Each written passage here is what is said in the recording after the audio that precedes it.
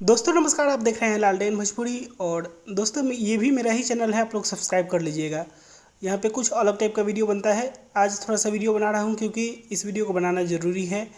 और दोस्तों आप लोगों को बता दें कि कल खेसारी लाल यादव का वो गाना आ रहा है जिसके टीजर पे ही 1 मिलियन व्यूज कुछ ही घंटों में चले गए थे।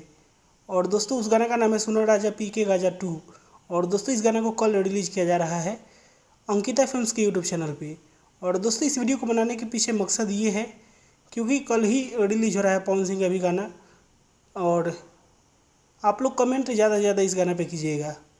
व्यूज़ तो बात की बात है, पहले कमेंट इस कल वाले गाना पे मैक्सिमम चाहिए क्योंकि कमेंट बहुत ही ज़्यादा कम रहता है खेसारी लाल यादव के गाना पे।